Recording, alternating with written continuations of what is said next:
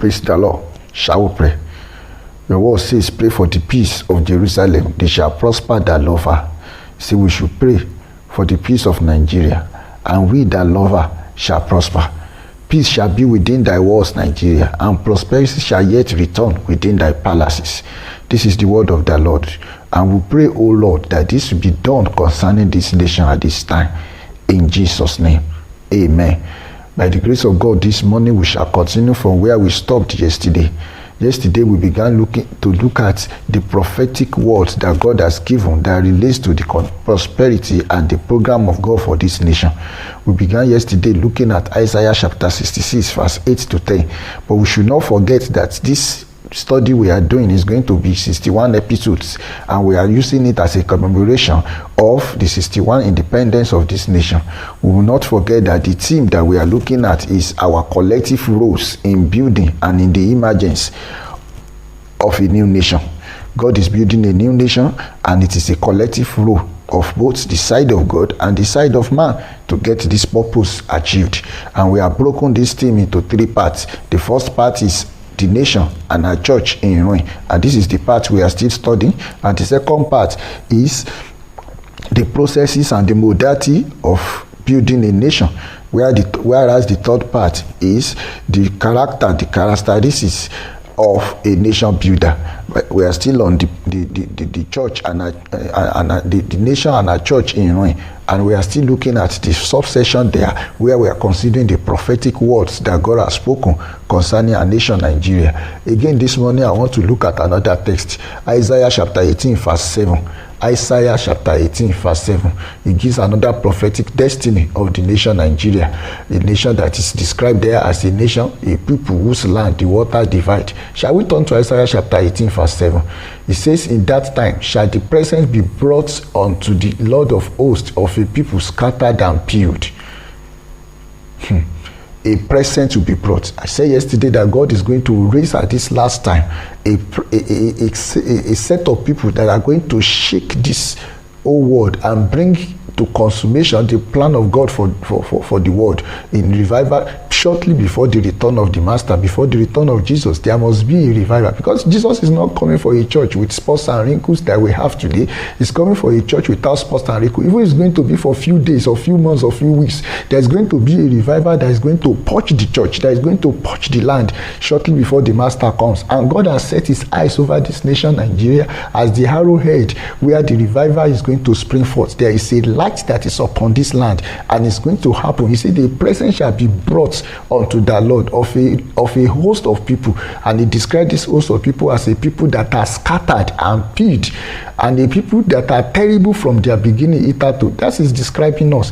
You have never had it good from our beginning. A people that be under one bondage, the British, the colonialism, then under the colonialism of another set of elites ever since that time. It's a people that has been terrible from their beginning hitherto. So it's going to be a nation that is meted out and trodden underfoot. Yes, we'll be meted out and trodden underfoot, and governed by iron hands of wicked men from time to time. But he says for you to know that he's talking about us there, he said it's a people whose land river has spoiled. He's talking about another fashion say that a people whose land rivers divide. He's talking about River Niger and River Benue there, that divide this nation into two parts. And this is talking about Nigeria, a place, he says, to the place of the name of the Lord of hosts, the Mount Zion. So this is a prophetic word that clearly shows that Nigeria is important in the program of God, and God has embedded in this nation his purpose, his invested interest is in this nation, and is going to achieve that purpose and his interest for this nation in bringing out revival before rapture of the saints. So I'm going to be comparing this study, the nation of Israel of the Bible and the nation Nigeria. There are too many things that are in parallel about these two nations, and the nation Israel will be a comparison for us in studying the nation Nigeria. The Bible nation Israel and the nation Nigeria will be the two things we'll be studying in the course of these days that we are looking at the church and the nation that is in ruin. If you look at those two nations, the two nations, among other things, have a history of similar origin. A time when they were called out to become a nation. The Bible says that out of Egypt I've called out my son. There was a time that the Israel nation was called out of captivity and became a nation. I describe that as the birth, the first birth of the nation Israel. Talking about the emancipation of the nation Israel. And here we have a similar story too in Nigeria. In 1960, Nigeria became independence. So we see that we were also called out of Egypt, out of captivity, out of iron hand rule, out of dominion and out of colonialism.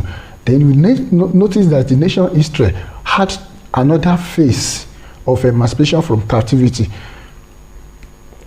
The first of all had one from this external enemy, the Egyptians, out of which they were called out under the leadership of Moses, the man of God. And the second emancipation was an emancipation from internal enemies, the oppressions of the nobles. And God used Nehemiah to bring a liberation for this nation this second time. And this is this phase that Nigeria is getting into now. That since the independence, when we thought we got independence, we actually had not had independence. It has been from one wrong hand to another leadership. But now the Lord is raising in Nehemiah a generation of people that are going to work out the emancipation of these people, this nation Nigeria, from the captivity that is and the oppressors and the oppression that we currently are finding ourselves in. So we can talk about two phases in the nation of Israel, the birth and the rebirth of the nation. And then we can talk about two phases in the nation Nigeria, the birth and the rebirth of Nigeria. And these are the two aspects that we are going to be studying. I want us to turn our Bible to Psalm 105. We are going to be reading some verses there from verse 12 to 16 and verse 24 to 45. Oh, sorry, we won't be able to go into this morning. We shall continue from there tomorrow. God bless you. Amen.